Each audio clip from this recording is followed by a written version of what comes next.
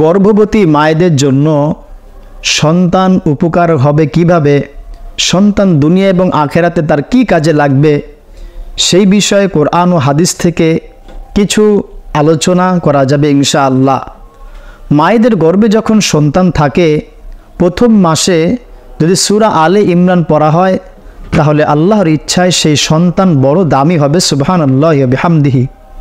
দ্বিতীয় মাসে সূরা ইউসুফ যদি পড়া হয়, ওই মা যদি সূরা ইউসুফ তেলাওয়াত করেন তাহলে তার গর্ভের সন্তান অত্যন্ত সুন্দর হবে, সুবহানাল্লাহি ওয়া বিহামদিহি। তৃতীয় মাসে সূরা মারিয়াম পড়লে সন্তান সহিষ্ণু হবে। আর যদি চতুর্থ মাসে সূরা লোকমান পড়া হয় তাহলে সন্তান বড় বুদ্ধিমতী হবে, তার ব্রেন এবং জ্ঞান বড় চতুর হবে, খুব সুন্দর হবে।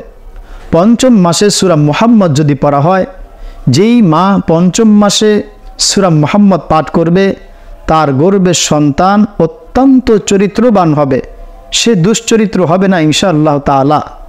ষষ্ঠ মাসে যদি সূরা ইয়াসিন পড়া হয়, ইনশাআল্লাহ সূরা ইয়াসিনের বরকতে মা তেলাওয়াত করবে, সেই বরকতে সন্তান অত্যন্ত মেধাবী হবে এবং জ্ঞানী হবে। সপ্তম এবং অষ্টম মাসে, নবম মাসে যদি সূরা মুহাম্মদ এবং সূরা ইব্রাহিম কিছু কিছু পড়ে, ব্যথা উঠলে সূরা ইনশিকাক পরে পানিতে ফুঁক দিয়ে পান করলে আল্লাহ তাআলার কুদরতে ব্যথা চলে যাবে।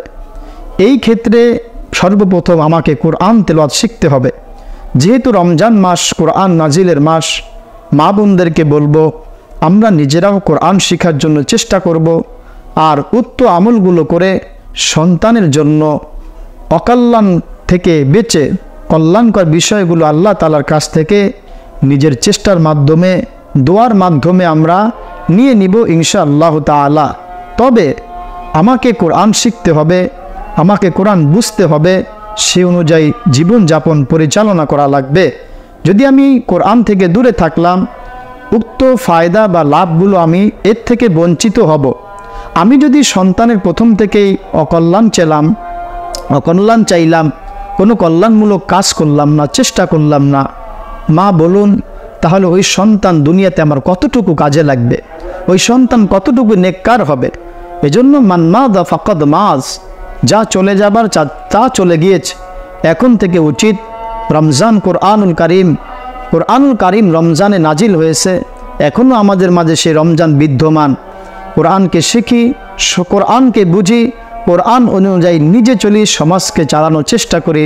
আল্লাহ তাআলা কোরআন অনুযায়ী আমাদের সকলকে দৈনন্দিন জীবন সাজানোর তৌফিক দান করেন, আমিন ইয়া রাব।